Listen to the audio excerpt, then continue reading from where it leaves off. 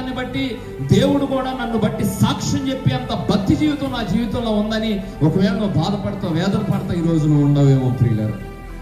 అంటే కొంతమంది భక్తి ఎట్లా ఉండిద్దంటే మనుషులు కూడా కాదు ప్రియులారా, మనుషుల దగ్గర సాక్ష్యం సంపాదించుకోవటం కాదు, దేవుడే వాళ్ళ గురించి సాక్ష్యం చెబుతాడు. ఈ మనిషి మంచి వ్యక్తి. ఎంత రోషం ఉండిద్దంటే కొంతమందికి ఫలానా తప్పు చేసావంటే చాలు ప్రియులారా, ఎక్కడ చేశానో చూయించు, ఎక్కడ చేశాను, ఎక్కడ మాట్లాడానో చూయించు అని ఒక రోషం కలిగి నడిపించబ.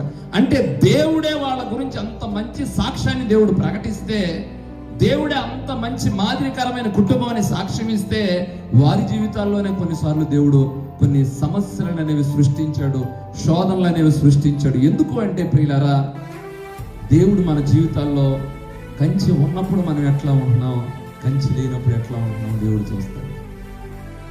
అంటే దీన్ని బట్టి దేవుడు ఏమి నేర్చుకోవాలని మనకు చెబుతున్నాడంటే, నీ జీవితంలో నువ్వు ఒకవేళ క్షేమస్థితిని కోల్పోయానని ఒకవేళ నువ్వు బాధపడుతున్నావేమో, అనేక మంది జీవితాలకు ఆశీర్వాదకరంగా ఉండవలసిన నేను ఈరోజు పడిపోయిన స్థితిలో నేను ఉన్నానని ఒకవేళ నువ్వు బాధపడుతున్నావేమో, వేదన శోధనల చేత నలపబడుతున్నానని ఒకవేళ నువ్వు బాధపడుతున్నావేమో, దేవుడు మాట్లాడుతున్న మాట ఏమిటంటే, నువ్వు కోల్పోయిన క్షేమస్థితి మొత్తాన్ని కూడా రెండంతలుగా నేను హెచ్చించబోతున్నాను.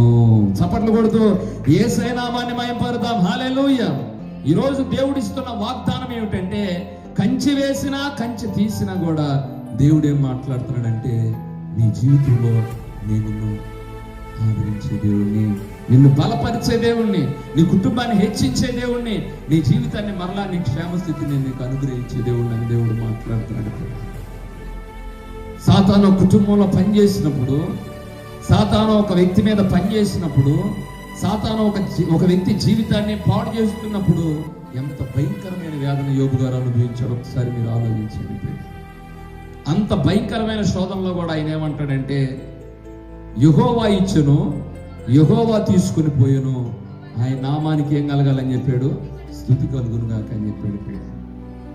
నిజంగా యోబు గారు రెండంతల ఆ క్షేమస్థితిని, ఆశీర్వాదాన్ని పొందుకోవడానికి గల ముఖ్యమైన కారణం ఏమిటి అంటే, దేవుడు ఎప్పటికీ కూడా స్తుతి పొందదగిన వాడని గుర్తించి, ఆయన ఎప్పుడు కూడా మహిమ పొందగలిగిన వాడని గుర్తించి, ఎప్పుడైతే దేవుణ్ణి గణపరిచాడో దేవుడు ఆయన్ని రెండంతలుగా ఆశీర్వదించాడు. గట్టిగా చప్పట్లు కొడుతూ యేసయ్య నామాన్ని మహిమపరుద్దాం. హల్లెలూయా.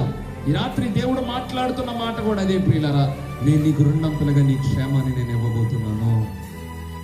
శత్రువు ఒక దోవలో ఉండొచ్చాడేమో, 7 దోవల్లో ఉన్నవాడు పారిపోబోతున్నాడు. నమ్మిన వారు స్తోత్రం చెప్తాం. హల్లెలూయా.